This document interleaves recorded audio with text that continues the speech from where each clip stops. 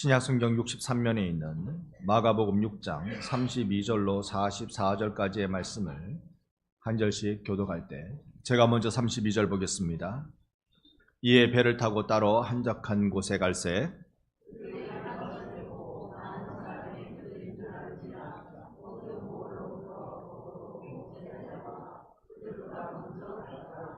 예수께서 나오사 큰 무리를 보시고 그 목자 없는 양 같음으로 인하여 불쌍히 여기사 이에 여러 가지로 가르치시더라.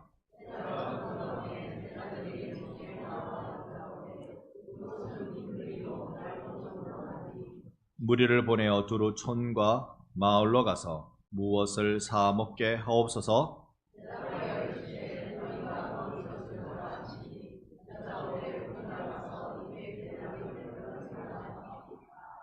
이르시되 너희에게 떡 몇 개나 있는지 가서 보라 하시니 알아보고 이르되 떡 5개와 물고기 2마리가 있더이다 하거늘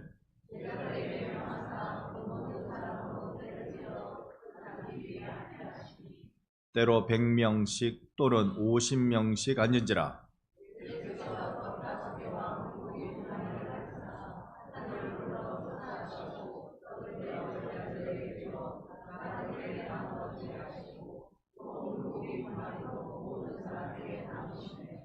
다 배불리 먹고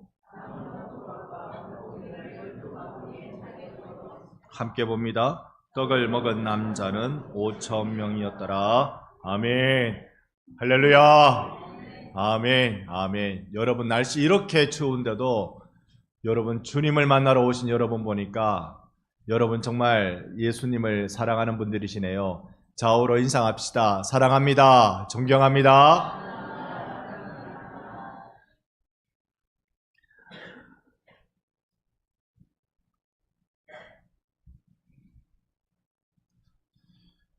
오늘날 이 세대를 어떻게 표현할 수 있을까요? 사람을 많이 만나고 이야기도 많이 하고 때로는 잠시 혼자 몸을 겨를 없을 정도로 분주하게 살아가는 시대이기도 합니다. 그런데 그 이면에 깔려있는 모습은 어느 한 책에 지적하기로 우리가 외로워하는 세대다. 홀로 있기가 두려운 세대다라고 말하고 있습니다. 외로움을 피하려고 또는 혼자 퇴보되는 것이 불안해서 많은 사람이 모여 있는 곳에 그 사람들 사이에 둘러싸여 있기를 원하는 세대가 지금이라고 그렇게 말합니다. 외로움을 안고 살아가는 이 병든 세대에 우리가 해야 할 것 무엇일까요? 제가 앞에 말씀드린 이 내용이 젊은이들에게만 해당된다면 오늘날 한 세상을 살아가면서 이제 평균적으로 내가 살 날이 살아간 날보다 짧은 우리들에게 이제 우리는 무엇이 필요하겠습니까? 돌아보니 그리 많이 성공한 것도 아니고 돌아보니 그리 많이 존경받는 것도 아닌 나의 이 삶의 여정에 이제 남아있는 시간을 어떻게 채워야 할지 생각해 볼 수 있으면 좋겠습니다. 예수님이 청년의 세대이건 아니면 장년의 세대이건 아니면 노년의 세대이건 다 손짓하시며 불러 모으시는 곳이 있습니다. 그것이 바로 빈들 광야라는 곳입니다. 광야에서 예수님이 우리를 부르고 계시는데 이 광야는 너나 할 것 없이 시험의 장소입니다. 그리고 영적 세계를 살아간다는 모든 사람들에게는 반드시 가야 될 필수 과정의 그 광야, 그 학교입니다. 예수님께서도 공생애 시작하시기 전 이 광야를 통과하셔서 이기셨습니다. 오늘 이 시대는 풍요 속에 빈곤을 경험하는 시대입니다. 배는 부른데 마음은 고픈 시대가 지금입니다. 몸의 건강을 위해서는 아끼지 않는 시대이지만 영의 건강에 대해서만큼은 이다지도 무딘 시대가 지금입니다. 우리에게 필요한 것은 광야가 아니겠습니까? 광야 거기에서 예수님의 베푸신 식탁을 우리는 경험해 보면 어떨까요? 밥상에 대한 논문을 한번 읽어봤습니다. 이 저자는 죽음의 밥상과 살리는 밥상을 나누었습니다. 죽음의 밥상이라는 것은 이런 것입니다. 다 대도시로 몰려가고 대량 생산이 만들어지고, 그러니 부모의 손길로 만들어낸, 농사를 지어낸 그 재료를 가지고 그 식재료로 밥을 만들어내는 것이 아니라 대량 생산해낸 온갖 농약 다 만들어서 범벅이 된 그것으로 우리의 식탁에 올라오는 시대가 지금이라는 것이지요. 그래서 살리는 밥상을 하려면 우리가 잘 알고 있는 유기농, 자연추구 이런 걸로 해야 된다는데, 그 또한 가난한 자의 밥상은 되지 못할 것입니다. 여러분, 밥상 중에 제일 좋은 밥상이 어떤 것입니까? 어떤 것이긴요? 우리 반성교회 밥상이 제일이지. 우리 반성교회 밥상, 여러분 주일마다 우리가 접하는 이 밥상, 이것이 그냥 만들어지지는 않는다는 것을 제가 늘 들어 알고 있습니다.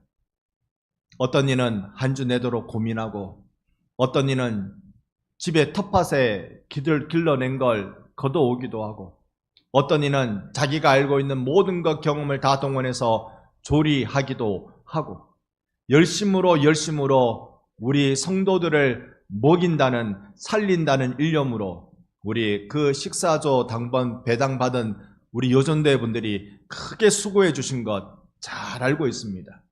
여러분, 대단히 감사하는 마음으로 식사를 대합니다. 오늘 점심 식탁을 대할 때도 우리가 고맙습니다, 감사합니다, 이 말을 나누면서 식탁을 함께 대하면 좋겠습니다. 늘 얻어먹는 입장에서 그저 고맙다는 말 한마디 하는 게 왜 이리 아까웠는지 생각해보니, 말씀을 준비하다 보니 이 식탁을 준비해 주시는 저에게 있어서는 누님 같고 어머니 같은 여러분들께 대단히 고마운 말씀을 꼭 전하고 싶습니다. 진짜 살리는 밥상은 무엇일까요? 그것은 무엇보다 내 주 예수님께서 차려주신 밥상이지 않을까요? 하나님의 말씀으로 전달되어지는 예수님이 차려주시는 이 밥상에 우리 오늘 이 예배가 오손도손 둘러앉아 배부름을 경험하는 귀한 식탁 되기를 예수님의 이름으로 축원합니다. 사람이 마지막 죽을 때 무슨 말을 남기고 죽겠습니까? 전 세계적으로 유명한 사람들 몇 사람만 잠깐 얘기해 보겠습니다. 칼 마르크스라는 공산주의 창시자쯤 되는 그 사람이 마지막에 죽을 때에 하녀가 와서 주인님, 유언을 남기시면 제가 잘 받아 적겠습니다, 이렇게 말했답니다. 그런데 그때 이 마르크스는 시끄러워, 나가! 그렇게 소리치며 죽어갔다고 합니다. 우리가 알고 있는 대정복가 나폴레옹이요. 나폴레옹이 마지막에 죽을 때 그가 한 말이 뭐냐 하면 나는 불행했다 였습니다. 장개석 총통, 여러분 아시죠? 대만이란 나라의 건국자 좀 되는 사람이죠. 그가 마지막에 죽을 때 한 말은 희망은 사라졌다. 사르트르라는 철학자가 한 말은 말도 아니었습니다. 발악을 하며 소리 지르다가 그렇게 죽어갔다고 합니다. 반면 우리가 오늘 이 예배 드릴 때 우리가 모시고 있는 우리의 제일 주인공, 우리의 주 예수님이 마지막에 죽어가실 때는 용서를 말씀하셨습니다. 승리를 선언하셨습니다. 새로운 시작을 여시는 다 이루었다는 말씀을 해 주셨습니다. 그분이야말로 완벽한 끄트머리셨습니다. 끝이지만 시작인 그 자리를 우리에게 십자가로 열어주신 분이십니다. 이 주님이 마련해 주신, 장만해 주신 이 식탁은 탐욕이 아닌 섬김과 나눔의 식탁이며 예수의 식탁은 우리를 불러 세우는, 우리를 부유롭게 해주는 식탁입니다. 여러분, 이 식탁으로 오늘 예배의 자리 삼아 함께 나가십시다. 우리는 지난 시간에 예수의 제자들이 전도로 파송받아서 그리고 돌아온 사건을 기억하고 있습니다. 이제 새로운 단락이 마가복음에서 일려지는데요. 우리가 보게 된 6장 30절부터 8장 26절까지 새로운 한 단락을 구성하고 있습니다. 여기에 반복되는 단어, 반복되는 상황이 있습니다. 그것은 바로 광야와 바다라는 것입니다. 광야와 바다가 반복되면서 사건이 쭉 진행되고 있는데, 이렇게 많은 이야기들, 사건들을 진행하고 마지막에 결론적으로 내는 중요한 메시지가 무엇이냐면, 이건 마가복음 전체의 핵심의 주제와도 연결되는데요. 8장 14절 말씀입니다. 제자들이 떡 가져오기를 잊음에 배에 떡 한 개밖에 그들에게 없더라 라는 이 메시지로 거의 끝자락을 장식하고 있습니다. 여러분, 예수의 제자들이 배를 타고 가는데 저기 오병이어, 우리가 또 8장에 가서 살피면 칠병이어의 그 기적을 경험하고는 예수님과 함께 가는데 우리가 떡을 가져온 걸 잊어버렸다. 남은 떡을 챙겨와야 되는데 가져오는 걸 잊어버렸다고 제자들이 이렇게 서로 눈치를 보고 있는데, 마가는 여기에 이렇게 설명합니다. 배에 떡이 몇 개? 한 개밖에 그들에게 없더라. 여러분, 배를 탔는데 떡이 한 개다. 어떤 떡을 가지고 왔을까요? 제가 오늘 11시 예배 들어오기 전에요, 배가 고파서 오늘 여러분이 받으신 떡을 제가 먼저 먹었습니다. 근데 그 한 개를 다 먹고 왔습니다. 저는 배 부릅니다. 한 개가 이쯤 돼야 배가 부르겠다 생각 듭니다. 이 배 안에 떡이 한 개라는데 이 떡은 어떤 떡일까요? 근데 배 안에 떡이 한 개라는 게 이게 이상하잖아요. 그러면 어떤 제자가 떡 한 개를 남겨서 왔다는 뜻인가? 그런데 신학자들은 이렇게 해석합니다. 배에 떡이 한 개다. 그건 예수다. 예수가 그들에게 떡이다.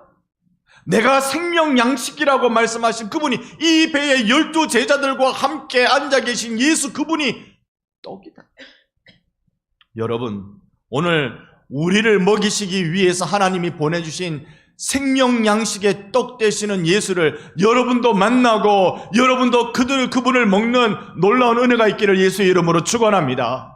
이 만남이, 이 먹음이, 이 식탁이 우리를 살려내는 것입니다. 오늘 본문은 광야에서 5,000명을 먹이시는 장면을 기록하고 있습니다. 여기 이 자리가 어딘지를 35절이 알려주는데요.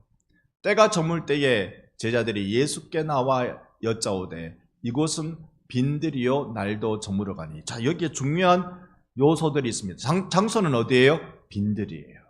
빈들을 한문으로 바꾸면 광야가 됩니다. 여기가 광야입니다. 그리고 때는요, 날이 저물어 갈 때, 곧 있으면 해 떨어지는 그런 때입니다. 상황은 조금 앞절인 33절을 보면 그들이 가는 것을 보고, 곧 예수님과 예수님의 제자들이 가는 것을 보고 많은 사람이 그들인 줄 안지라 모든 고을로부터 도보로 걸어서 그곳에 달려와 그들보다 먼저 갔더라. 많은 사람들이 예수 보겠다고 막 모여들었습니다. 예수 보겠다고. 오늘날 많이 모이는 것은, 지금 이 시점에 많이 모이는 것은 동대구역에도 모이고 부산역에도 모이고 광화문에도 모이고 서울 이곳저곳에 모이고, 많이 모이는 것은 나는 이렇게 생각하오 라고 외치려고 모인다면, 2000년 전에 이 사람들이 많이 모인 것은 나는 이렇게 생각하오 라고 외치려고 모인 게 아니에요. 그들은 배가 고파서, 그들은 예수님을 만나야 돼서, 그들은 예수님을 만난 지난날을 돌아보니까 죽은 자가 살아나고 병자들이 고쳐지고 귀신이 떠나가는 일을 보면서 예수 만나야 내가 살겠구나, 이 확신을 가지고 예수 따라 마구마구 뛰어나오는 사람들이었습니다. 이들은요, 예수님이 32절에 배를 타고 가셨는데 자기들은 도보로 뛰어갔습니다. 그런데 세상에 예수님보다 더 빨리 목적지에 도착했습니다. 이들이 가지고 있는 확신 하나는 이겁니다. 내가 예수 만나면 나의 문제가 해결될 것이다. 예수 만나면 예수님의 옷자락이라도 내가 만지면 병이 낫고 귀신이 떠나고 내 가정의 문제가 해결함을 받을 것이다. 여러분, 오늘도 그런 날인 줄로 믿습니다. 이 확신을 가지고 이들이 예수님을 따라 나왔습니다. 그들의 절박함이 있기 때문에 나온 거지요. 절박하니까, 간절하니까 나왔습니다. 내게도 주소서라는 간절함이었습니다. 그런데 예수님은 이들에게 무엇을 줄고 이들의 진짜 궁핍함은 무엇일까? 무엇이 없어서 모자라서 안타까워서 나에게 나올까? 예수님의 반응을 보면 알죠. 가장 큰 문제가 이런 것이었다는 것입니다. 34절 함께 34절 말씀을 읽어보겠습니다. 예수께서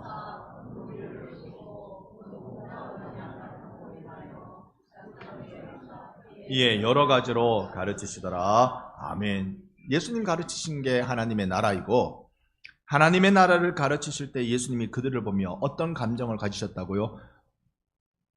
불쌍하다. 목자 없는 양 같아서 불쌍하다 그랬습니다. 오늘 우리는 이 본문을 오병이어로 부른다면 8장의 본문에 가면 칠병이어로 부르는 기적이 또 일어나는데요. 그 단락에 가서 보면 제가 8장 2절, 여러분 3절을 받아주십시오. 내가 무리를 불쌍히 여기노라. 그들이 나와 함께 있은지 이미 사흘이 지났으나 먹을 것이 없도다.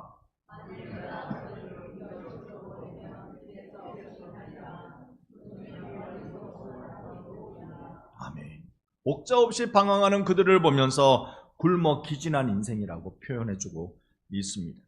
그러니 예수님 지금 여기에서 딱 준비하신 게, 결정하신 게, 내가 여기서 식탁을 베풀어 주리라, 밥상을 차려 주리라, 이 말씀 하셨습니다.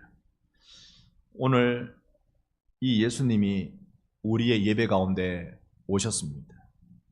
내 영혼의 핍절함, 내 몸과 마음의 굶주림, 이걸 아시는 분께서 오늘 이 예배를 주관하고 계시는 줄 믿습니다.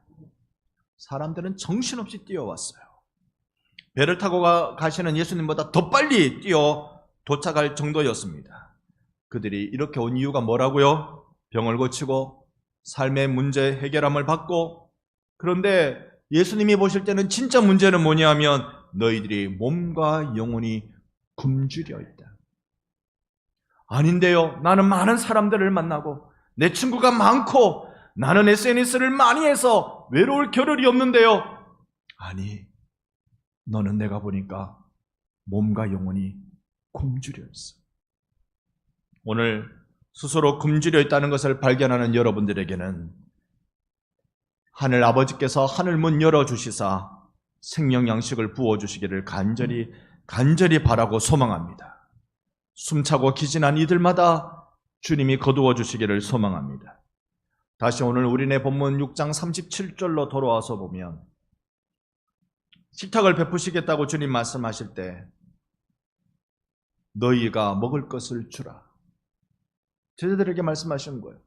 지금 여기 남자 장정만 5,000명이 앉아 있는데 무슨 재주로 이들에게 식탁을 베푼단 말입니까?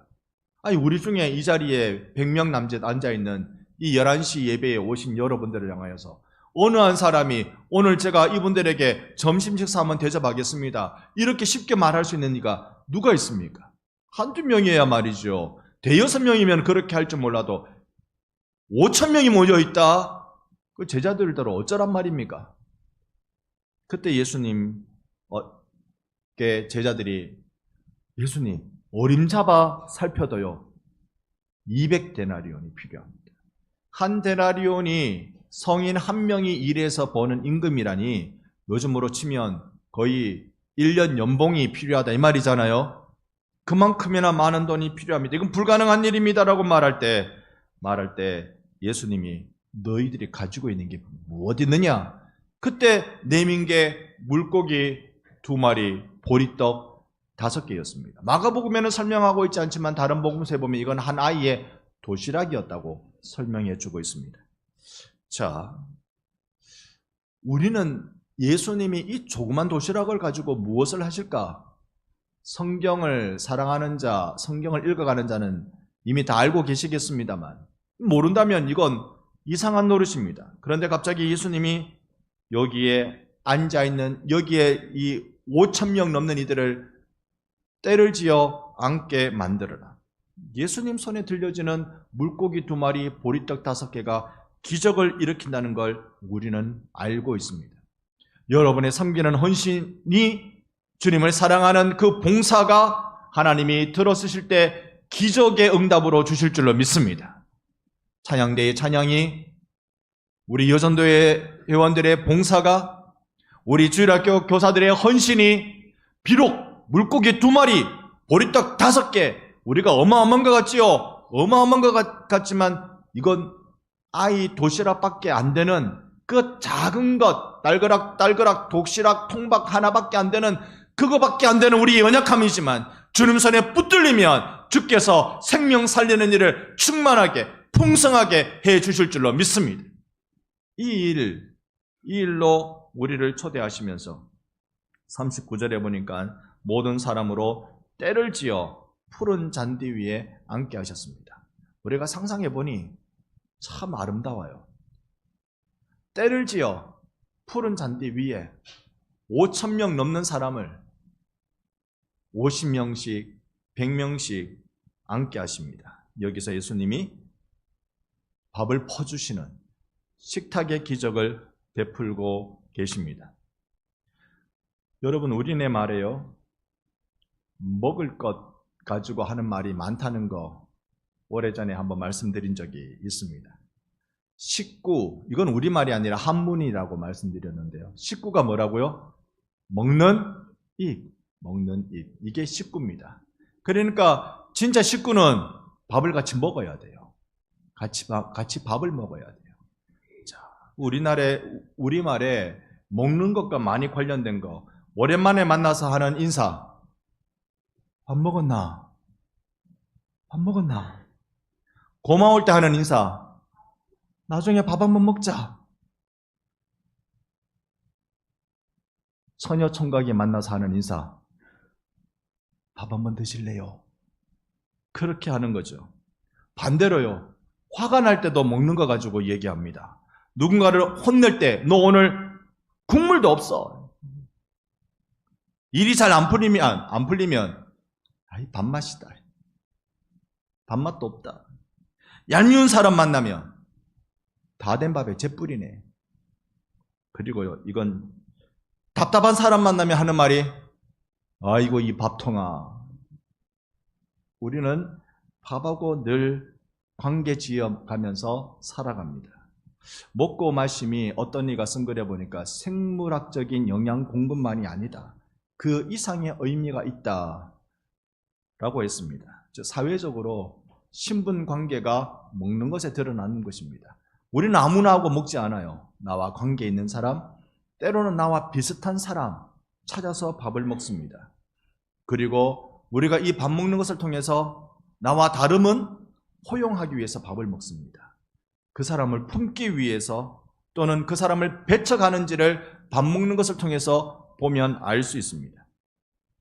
성경은요, 일반 사회는 사람과 사람 사이에 밥을 먹는 것, 식탁 교제를 통하여서 이리 설명하는데, 성경은 사람과 사람 사이의 관계를 넘어 놀랍도록 하나님과 사람 사이의 관계를 이 밥을 먹는 식탁으로 표현해주고 있습니다. 전혀 다른 차원의 것이 되죠. 예수님이 마련해 주신 식탁이 어떤 의미를 갖고 있을까요? 6장 21절에 보면, 6장에 식탁이 2번 등장하는데 21절에 보면 헤롯이 준비한 식탁은요, 잔치입니다. 이 잔치라는 말은 원어로 살펴보면 저녁 식사라는 뜻입니다. 그러니까 디너 파티를 연 겁니다. 당시의 로마 문화가 이 음식의 탐욕적인 문화를 가지고 있습니다. 탐심을 갖고 음식을 취해요.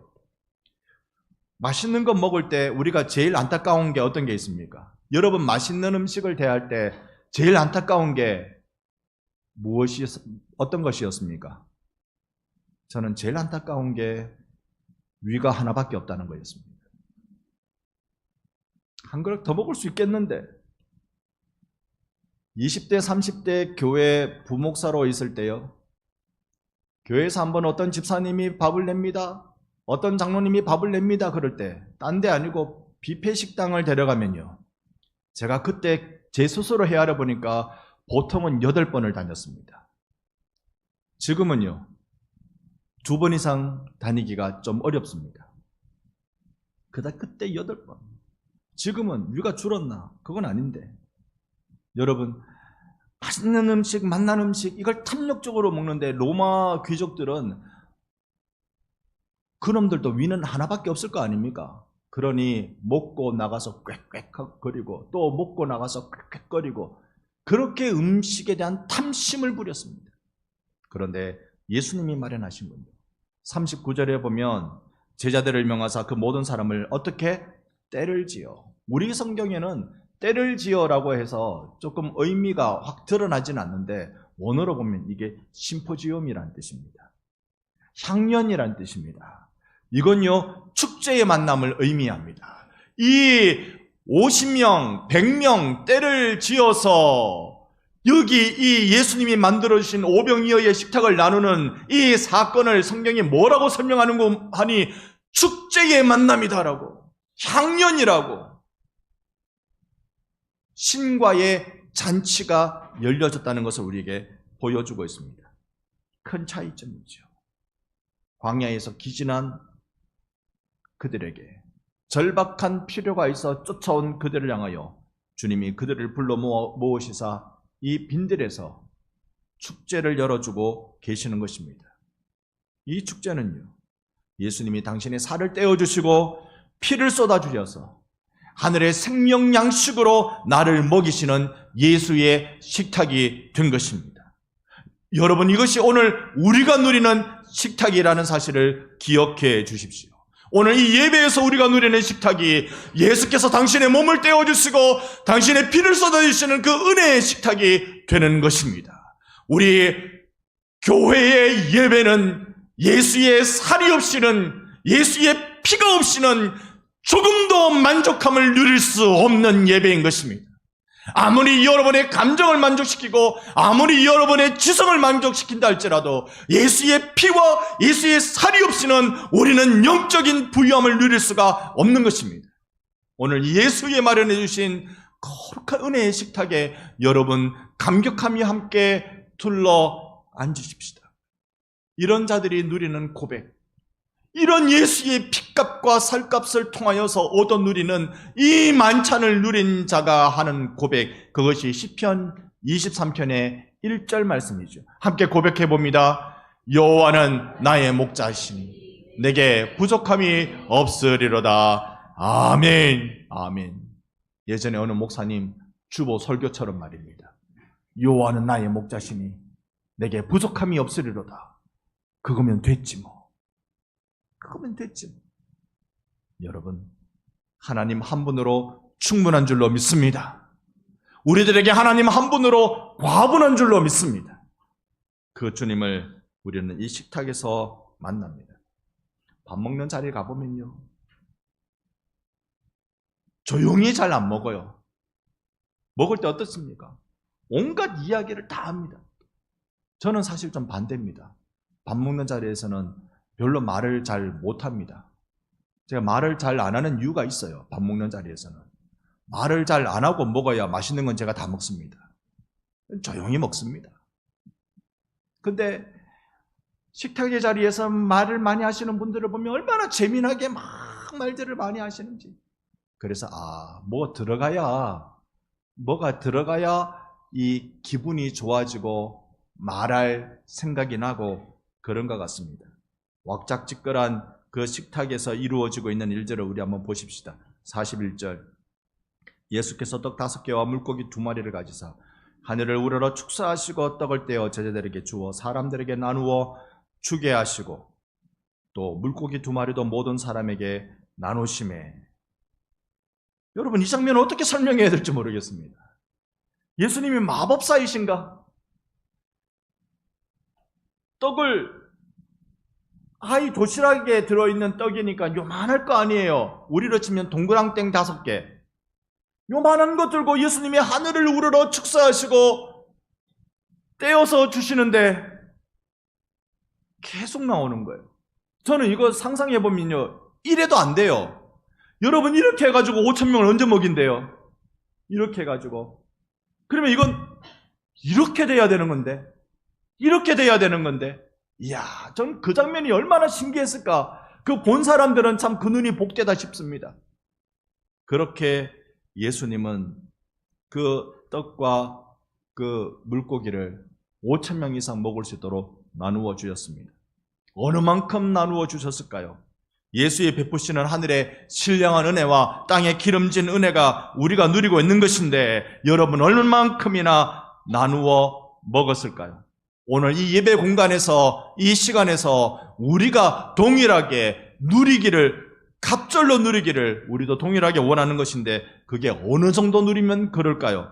42절, 나도 이렇게 해주세요. 같이 한번 읽습니다. 다 배불리 먹고, 다 배불리 먹고, 더 이상 들어갈 데 없을 때만큼 다 배불리 먹고.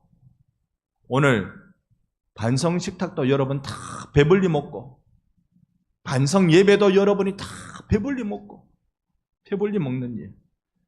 예수 앞에 나올 때 우리가 누릴 은혜가 어느 만큼이라고요? 배부를 만큼. 어떻게 설명해야 될지 모르지만 신령한 은혜가 오늘 이 시간, 바로 이 순간에도 여러분에게 채워지기를 원합니다. 보이지 않고 손에 만져지지 않는 것이지만 배부를 만큼 받는 욕심을 여러분 내시기를 바랍니다. 우리가 흔히 하는 말이 배가 불러야 먹는 것 같지, 그런 말들을 합니다. 43절 보니까 남은 떡 조각과 물고기가 12바구니에 차게 거두었다라고 말합니다. 가난한 이들이 모여서 오병이어의 기적을 경험했습니다. 여기에 온 이들이 어떤 자들입니까? 하루 종일 예수 따라다니는 자들입니다. 선교지에 가보면요, 오늘 여기 전도 집회합니다. 별로 홍보 안 해도, 현수막 안 걸어도, 막 우리가 가서, 우리 교회 팀들이 가서 그냥 거기에서 집회하려고 준비하고 어쩌고 저쩌고 하고 있으면 이미 사람들이 새카맣게 모입니다. 저들이 왜 이렇게 많이 모일까? 현실적인 이유를 찾아보니까 그들은 그 낮에도 일할 데가 없는 거예요. 불러주는 데가 없으니 그저 실업자 되어서, 백수가 되어서 그냥 있는 거예요. 그러니까 이상한 사람들이 막 뭐 한다고 하니까 뭔가 싶어서 다 새카맣게 모여오는 겁니다. 여기에 예수 따라 하루 종일 쫓아다니는 이들도 비슷한 신세 아닐까요? 어쩌면 농번기, 농한기가 있어서 지금은 농한기라 그럴지도 모르겠습니다만, 여하튼 예수님께로 잔뜩 모여든 이들은 그저 평범한 사람들, 북방의 가난한 도시, 성읍의 사람들, 그들은 배가 고픈 사람들입니다. 이들이 오병이어로 먹고 그 다음에 남았어요. 남으면 어떻게 해야 될까요? 오병이어의 기적으로 배부르게 먹었어요. 그리고 남았어요. 그러면 어떻게 해야 돼요? 싸가야죠. 싸가야죠. 이모님 포장 부탁해요, 이거잖아요. 싸가야죠. 지금 이 맛이 나지 않을지는 몰라도 이 매콤한 맛, 이 달콤한 맛, 집에 가서 여전히 그 맛 느끼고 싶어서, 배가 고픈 그 시간에 먹고 싶어서 싸가겠죠. 그러고도 남은 게 12바구니다. 예수님이 얼마나 넉넉하게 여러분에게 부어주시는지 생각해도 대단합니다. 이 당시 모여든 인원이 적게 잡아도 성인 남자 5,000명이라 그러면 2만 명 정도 모였다고 봐야 합니다. 이 많은 이들이 예수님이 일양 미쁘신 마음으로 불쌍히 여기사 넉넉한 은혜로 이들을 채워주었습니다. 그렇게 하신 이유가 34절, 다 같이 34절 함께 읽습니다. 예수께서 나오사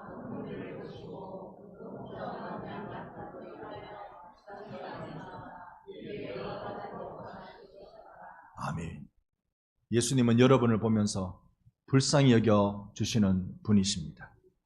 여러분의 인생을 여러분보다 더 잘 알고 계시는 분이에요.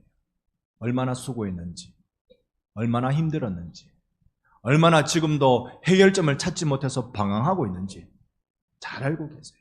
내가 배부르다는 느낌을 가지려면, 내가 넉넉히 먹고도 남았다라 이 은혜의 감동의 느낌을 가지려면 나의 절박함을 먼저 알아야 됩니다. 내가 얼마나 광야가 필요한 자인지, 얼마나 홀로 하나님 앞에 서는 삶이 필요한 자인지, 주님을 향하여 간절할 때 우리는 넉넉함의 의미를 발견할 수 있게 됩니다. 나오십시오. 주님 앞에 나오십시오. 에스겔 34장 5절을 세 번역으로 읽으면 이렇습니다. 목자가 없기 때문에 양떼가 흩어져서 온갖 들 짐승의 먹이가 되었다. 그리스도의 양이신 여러분이 짐승의 먹잇감이 되지 않기를 원합니다. 그러려면요, 세상 풍조에 의한 먹잇감이 되지 않으시려면요, 그러려면요, 여러분 목자를 붙으셔야 합니다. 목자가 없으면 먹잇감이 되고 마는 것입니다. 에스겔 역시 34장 6절 말씀해 보면 내 양떼가 모든 산과 높은 맷뿌리마다 유리되었고 내 양떼가 온 지면에 흩어졌을 때 찾고 찾는 자가 없도다. 이 당시에 모든 목자들이 자기 앞가름만 한다고 양을 버리는 모습을 그대로 고발하고 있는 것입니다. 여러분, 영적인 방황을 하는 인생을 살아가는 이들이 있습니까? 예수를 만나고 싶은데 만나지 못한다고 투덜거림이 우리 가운데 있습니까? 나는 교회의 생활은 일주일에 한 번이면 좋게, 그것도 1시간이면 좋게 라고 말하면서 나 스스로 세상을 이길 수 있다고 자신하는 이들이 있습니까? 그런 우리를 바라보시며 주님은 이리 말씀합니다. 민수기 27장 17절 같이 한번 다 같이 읽어봅니다. 그로 그들 앞에 출입하며 그들을 인도하여 출입하게 하사 여호와의 회중이 목자 없는 양과 같이 되지 않게 하옵소서. 아멘. 아멘. 모세는 여기에서 다음 지도자 여호수아를 축복할 때 이 말씀을 씁니다마는 이 말씀의 깊은 뜻은 내 주 예수이십니다. 예수 앞에 여러분이 들어가고 나가고 여러분이 예수의 인도하심을 받고 그리하여서 여호와의 회중이 목자 없는 양과 같이 되지 않게 하옵소서. 여러분에게 예수님이 세상 끝날까지 함께 하시기를 축복합니다. 내 목자이십니다. 오 주님, 내 앞에 출입하시어 나를 인도하시고 나로 목자 없는 양같이 되지 않게 하여 주옵소서. 요슈타인 가이드라는 사람이 이렇게 말했습니다. 행복이란 하늘이 파랗다는 걸 발견하는 만큼이나 쉬운 일이다. 여러분, 하늘 볼 일이 잘 없는 우리들에게 혹시나 우리가 예수 볼 일이 잘 없을까 봐 두렵습니다. 예수 만날 일이 잘 없을까 봐 두렵습니다. 여러분과 제가 오직 예수 그 한 분을 깊이 만나 우리의 배고픔을 면하는 복된 한 주가 되시기를 주님의 이름으로 축원합니다. 아멘.